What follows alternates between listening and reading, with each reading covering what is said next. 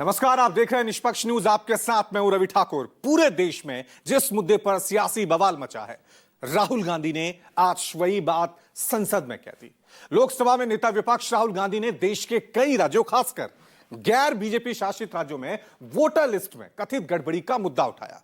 महाराष्ट्र में black and white voter list पर सवाल उठाया और संसद में इस मुद्दे पर चर्चा की मांग भी कर दी। सवाल है कि अब मोदी सरकार क्या करेगी। पूरे देश में वोटर लिस्ट पर सवाल उठ रहे हैं। हर स्टेट में, हर ऑपोजिशन के स्टेट में और महाराष्ट्र में black and white voter list पे सवाल उठे हैं। तो वोटर लिस्ट पर सवाल, संसद के दोनों सदनों में सियासी बवाल। बहन प्रियंका के साथ राहुल गांधी ने लोकसभा अध्यक्ष से मुलाकात की और फिर सदन में वोटर लिस्ट पर चर्चा की मांग की।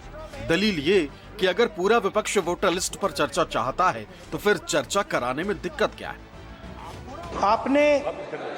आपने सही बात बोली कि वोटर लिस्ट क्या सरकार बनाती है। मैंने नहीं बोला। नहीं, आपने बोला क्या, और आपने सही बोला कि सरकार वोटर लिस्ट नहीं बनाती है।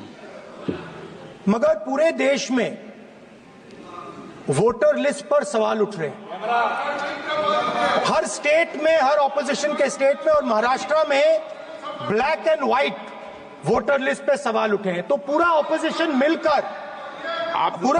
मिलकर सिर्फ ये बोलने दीजिए, पूरा ऑपोजिशन सिर्फ मिलकर ये कह रहा है कि वोटर लिस्ट पे यहां पे एक डिस्कशन हो जाए। ओके। आप बनाते नहीं हो, इसको हम एक्सेप्ट कर रहे हैं, आप डिस्कशन तो कीजिए। राज्यसभा में नेता विपक्ष मल्लिकार्जुन खड़गे ने सभी कामकाज रोककर वोटर लिस्ट पर चर्चा की मांग की। दावा ये कि पूरा विपक्ष इस मुद्दे पर चर्चा चाहता है। This House do suspend all listed business for the day to discuss the voter ID publication in electoral roll. हालांकि आसन ने खड़गे की मांग खारिज कर दी और विपक्षी सांसद राज्यसभा से वॉकआउट कर गए। खड़गे ने राज्यसभा में रखी गई अपनी मांग के वीडियो को साझा करते हुए एक्स पर लिखा, पूरा विपक्ष मतदाता सूची में विभिन्न विसंगतियों को लेकर उत्पन्न शंकाओं पर विस्तृत चर्चा चाहता है। संसद को लोकतंत्र और भारत के संविधान में लोगों की आस्था की रक्षा करनी चाहिए। भारत के चुनाव आयोग ने 2 मार्च 2025 की अपनी प्रेस विज्ञप्ति के अनुसार देश के चुनावी रिकॉर्ड में विसंगतियों के बारे में खुद स्वीकार किया।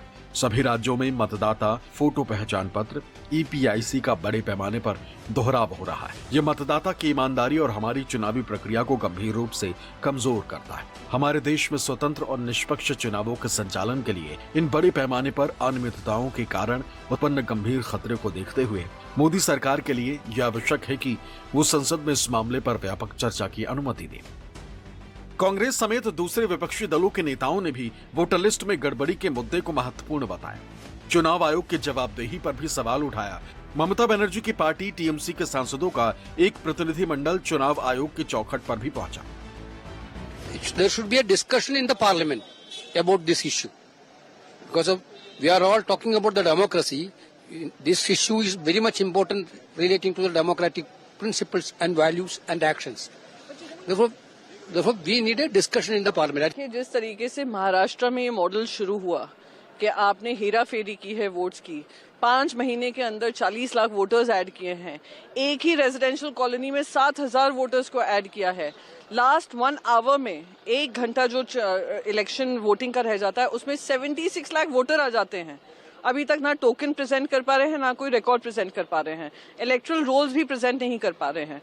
वही फिर हमने दिल्ली में देखा, जो आम आदमी पार्टी ने लगातार उदाहरण के साथ सामने लाए थे, उस पे भी इलेक्शन कमीशन ने कोई जिम्मेदारी नहीं ली। देखिए, 3 महीने में ये जो है इलेक्शन कमीशन ने खुद ने सितंबर 2008 में कहा था कि एक व्यक्ति को एक ही वोटर्स ID मिलेगा, यूनिक ID मिलेगा। ये खुद इलेक्शन कमीशन ने 2008 में कहा था। हम लोग लगातार ये कहते हुए आ रहे हैं और इलेक्शन कमीशन इसको नहीं मानता था। अब जब इलेक्शन कमीशन को हम कह रहे हैं कि हमें वोटर्स लिस्ट पुरानी और नई दोनों की वोटर्स लिस्ट हमें उसकी सॉफ्ट कॉपी प्रदान की जाए, तो क्यों नहीं इलेक्शन कमीशन हमें इसको दे रहा? इलेक्शन कमीशन क्या चीजें छिपाने की कोशिश कर रहा है? इलेक्शन कमीशन ने ये माना है कि voters epic number, same voter epic number Hindustan के अलग अलग राज्यों के अंदर अलग अलग लोगों के हैं, लेकिन वोटर्स ID नंबर सेम है। उसी प्रकार से हम लोग भी ये कह रहे हैं कि ना केवल सेम एपिक नंबर अलग अलग लोगों के हैं, बल्कि एक आदमी के अलग अलग एपिक नंबर से भी अलग अलग जगह के ऊपर वोट बने हुए हैं। तीसरा, इसके अंदर एकदम से चुनाव से पहले वोटर्स लिस्ट से नाम कट जाते हैं, एकदम से वोटर्स लिस्ट में से नाम ऐड हो जाते हैं चुनाव के आने से पहले। तो ये सारी की सारी चीजों के ऊपर चर्चा होनी चाहिए, क्योंकि ये लोकतंत्र के ऊपर एक बहुत बड़ा प्रश्न चिन्ह है। पार्टी की तरफ से मैंने और हमारे तमाम साथियों ने इस बात का समर्थन किया कि ये जो वोटर लिस्ट की जो हेरा फेरी हो रही है इसको रोका जाए। वोटर लिस्ट में जो लगातार 22 में भी आदरणीय राष्ट्रीय अध्यक्ष जी ने पत्र लिख के चुनाव आयोग में कहा था, जिस पर चुनाव आयोग ने नोटिस भी दिया था हमारे राष्ट्रीय अध्यक्ष जी को, और हमारे राष्ट्रीय अध्यक्ष जी ने 18,000 से ज्यादा एफिडेविट के साथ जो लोग मौजूद हैं, उसी स्थान पर मौजूद हैं, जीवित हैं, एफिडेविट के साथ चुनाव आयोग को दिया था, लेकिन एक सिंगल कर्मचारी या अधिकारी पर कोई कार्रवाई नहीं की गई। इसका मतलब ये है कहीं न कहीं पूरा आयोग इन तमाम तरह की जो चीजें हैं उसको मूक दर्शक बना हुआ है या उनके इशारे पर। बंगाल के मुख्यमंत्री ममता बनर्जी और ऑल इंडिया तृणमूल कांग्रेस ने डुप्लीकेट वोटर एपिक कार्ड का जो सत्य है, डुप्लीकेट एपिक कार्ड का सत्य हमने देश के सामने रखा है। हम ये कहना चाहते हैं कि लोकतंत्र में निष्पक्ष चुनाव के लिए सही इलेक्टोरल रोल्स की बहुत ज़रूरी है, ये बहुत बड़ी ज़रूरत है, सही इलेक्टोरल रोल्स। तो इस डुप्लीकेट एपिक कार्ड्स का जो सत्य है ये चुनाव आयोग ने मान लिया है। ये हमारे लिए एक नैतिक और राजनीतिक जीत है। चुनाव आयोग और भारत की सरकार यानी कि सत्तारूढ़ दल मिलकर सरकारी तंत्र का दुरुपयोग करके फर्जी वोटर बना रहे हैं। राज्य दर राज्य, महाराष्ट्र में किया, हरियाणा में किया, दिल्ली में किया, बंगाल में शुरू हो गया है। इस पे हम जवाब चाहते हैं सरकार से।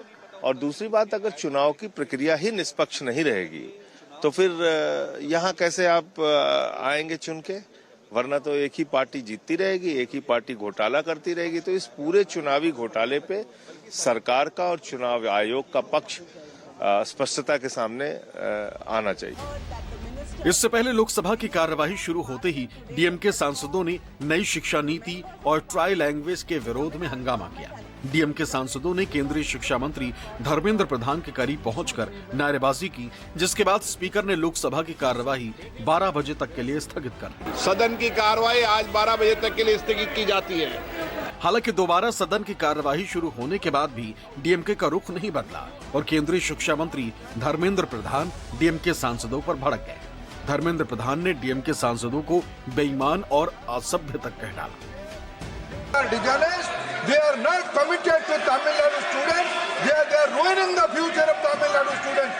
Their only job is to raise language passion. They are doing politics. They are doing mischief. This is unfortunate in the federal state. DMK सांसद कनिमोझी करुणानिधि ने केंद्रीय शिक्षा मंत्री और भाजपा सांसद धर्मेंद्र प्रधान के खिलाफ संसद में 3 भाषाओं के मुद्दे पर की गई टिप्पणी को लेकर संसदीय विशेषाधिकार हनन का नोटिस पेश किया। They are not committed to Tamil Nadu students. They are ruining the future of Tamil Nadu students. Their only job is to raise language passion. They are doing politics. They are doing mischief. This is unfortunate in the federal state. कुछ नियम होते हैं, कुछ कानून होते हैं जिसके तहत बहस होती है। अगले 10 दिनों तक अभी बजट के हर सब्जेक्ट पर डिस्कस होनी है। हम लोग डिस्कशन के लिए तैयार हैं। कानून तो पढ़ना सीखो, चर्चा करना तो सीखो। ये गैर जिम्मेदाराना व्यवहार है विपक्ष का, और ये भारतीय संविधान, भारतीय संसद को एक तरीके से देश के सामने इस इंस्टीट्यूशन को मेलाइन करने का तरीका है। मैं चाहूंगा इंक्लूडिंग लीडर ऑफ ऑपोजिशन, इनका एक रिफ्रेशर कोर्स कराया जाए। कोई भी बात कहेंगे उसको हम डिस्कस करने के लिए तैयार हैं। संसद के इस सत्र में विपक्ष अमेरिकी टैरिफ, बिहार मणिपुर के हालात और मतदाता सूची में हेरफेर समेत कई बड़े मुद्दे उठाने की तैयारी में है। सत्र के पहले दिन ही भाषा विवाद और वोटर लिस्ट के मामले से सदन में माहौल गर्म हो गया। डीएमके सांसद कनिमोझी की तरफ से शिक्षा मंत्री धर्मेंद्र प्रधान के खिलाफ विशेषाधिकार हनन के नोटिस से सत्ता पक्ष और विपक्ष के बीच की तनातनी और बढ़ गई। कुमार गौरव,